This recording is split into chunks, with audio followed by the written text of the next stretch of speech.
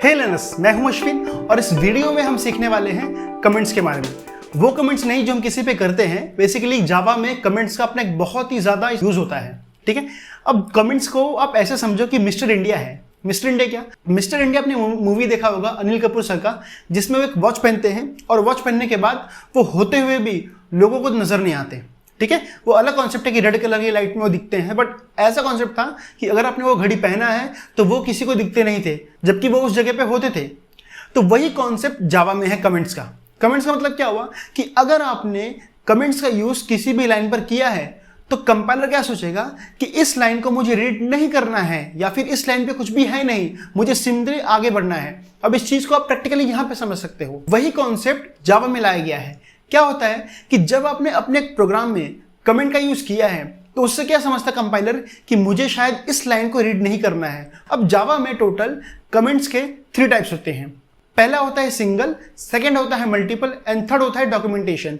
सबसे पहले हम बात करेंगे सिंगल कमेंट की। इसके बारे में मैंने ऑलरेडी आपको पहले बता दिया है। अब इस चीज को हम एक बार प्रैक्टिकली करके देखते हैं कि कैसा होता है ये। अब देखिए, मैंने यहाँ पर एक क्लास बनाया है, इस क्लास के अंदर कोड लिखा है। अब यहाँ पर बहुत सारे स्टेटमेंट है।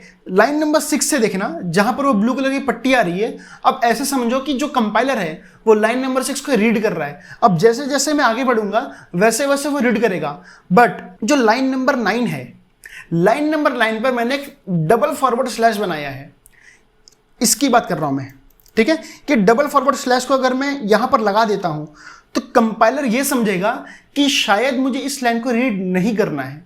और वो चीज मैं आपको प्रैक्टिकल दिखाता हूं। देखो, अब कंपाइलर मेरे 6 लाइन को पढ़ रहा है। ठीक है, यहाँ पे देखो लाइन नंबर 6 पे है मेरा कंपाइलर, इसके लिए ब्लू पट्टी यहाँ पर आ रही है। अब मैं जैसे ही लाइन नंबर 7 पे जाऊंगा, 8 पर जाऊंगा, अब 8 से ये सीधे जंप करके 10th पर आ जाएगा। ठीक है, कि 9 नंबर लाइन पे नहीं गया। क्यों? क्योंकि यहां पर मैंने डबल फॉरवर्ड स्लैश का यूज किया है। तो जब भी आप अपने प्रोग्राम में डबल फॉरवर्ड स्लैश का यूज करते हो तो वो कहलाता है सिंगल लाइन कमेंट। मतलब कि आप उस लाइन को, एक ही लाइन को कमेंट करना चाहते हो। अब कमेंट का यूज क्यों होता है? कमेंट का बेसिकली यूज लोग इसलिए करते हैं ताकि अपने कोड में, सपोज करो कि कभी कुछ एरर आ गया है, सपोज करो कि लाइन नंबर 9 पर कुछ एरर आ गया है, डिलीट करने से अच्छा उसको कमेंट कर दो। क्योंकि आप अभी श्योर नहीं हो कि आपको एरर क्यों आ रहा है। पता चला कि आगे चल के आपको लाइन नंबर 11 पे एरर आ रहा है तो आप इसको डिलीट करोगे नहीं ना। सेकंड आता है multi line comment. Multi line comment का भी वही फंडा है जो सिंगल लाइन कमेंट का फंडा है। अब मल्टी लाइन में क्या डिफरेंस है? खाली कि आप एक लाइन की जगह मल्टीपल लाइन को कमेंट कर सकते हो एक साथ। अब आप देख सकते हो कि मुझे अगर इतने सारे कोड को रन नहीं करना एक साथ, तो मैं सिंपली क्या करूंगा, कंट्रोल शिफ्ट और फॉरवर्ड स्लैश के बटन को प्रेस कर दूंगा। ऑटोमेटिकली क्या होगा, ये मल्टी लाइन कमेंट हो जाएगा। आप यहाँ पे देख सकते हो कि यहाँ पे एक एस्ट्रिक और फॉरवर्ड स्लैश का सिंबल दिख रहा है आपको, ये और ये। इससे क्या होगा कि आप आगे चल के अगर सपोज करो कि यहां तक कमेंट करना चाहते हो तो आप यहां पर वो सिंबल को डाल दो, कमेंट हो जाएगा यहां तक। ठीक है, अब थर्ड नंबर पे आता है डॉक्यूमेंटेशन। डॉक्यूमेंटेशन का बेसिकली यूज इतना होता है कि अगर आपके प्रोग्राम में आपने कोई भी चीज ऐसा लिखा है जो आगे चलकर आप याद करना चाहते हो। आपने सपोज करो कि 1 हफ्ते का वैकेशन लिया है। ठीक है, आपने अपने ऑफिस से 1 हफ्ते का वैकेशन लिया है और आपने कुछ लास्ट आखिरी दिन में कुछ काम किया है। तो आप क्या करोगे कि जो भी काम किया है उसको डॉक्यूमेंटेशन कर दोगे कि हाँ, मैंने ये वेरिएबल इसलिए क्रिएट किया है, इसका ये यूज है। तो उससे क्या होगा कि जब 1 हफ्ते के बाद आप आओगे तो आपको ये पता चलेगा कि हाँ, मैंने आखिरी काम जो किया था ये वेरिएबल क्रिएट किया था, इस वेरिएबल का ये यूज है। मैंने आखिरी दिन यहां पर ये लूप बनाया था, इस लूप का ये काम होगा। मैंने आखिरी दिन ये मेथड क्रिएट किया था, इस मेथड का ये काम होगा। तो आपको चीजें याद होनी शुरू हो जाएगी। ठीक है, अब आपको मैं एक प्रैक्टिकल एग्जाम्पल दिखाऊंगा कि ये आखिर क्रिएट कैसे करते हैं। देखिए, आपको सिंपली क्या करना है कि एक बार फॉरवर्ड स्लैश को प्रेस करना है और 3 टाइम्स एस्ट्रिक के सिंबल को, यानी कि मल्टीप्लिकेशन के सिंबल को प्रेस करना है और उसके बाद आपको फॉरवर्ड स्लैश से क्लोज कर देना है। और फिर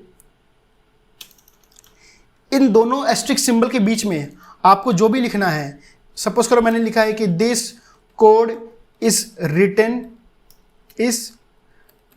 written by Ashwin for learners. अब मैं डेट डाल देता हूं कि कौन से डेट को मैंने क्रिएट किया है, तो मुझे शायद वो भी पता चल जाएगा कि 23 अक्टूबर 2020। ठीक है। अब इस कोड का आप इसी तरीके से यूज नहीं करोगे, आपको मैं प्रैक्टिकल दिखाता हूं कि जावा वालों ने किस तरह से यूज किया है। देखिए, अगर मैं इस क्लास के ऊपर क्लिक करता हूं तो आप देखोगे कि जावा ने ये बताया है कि स्ट्रिंग क्या है।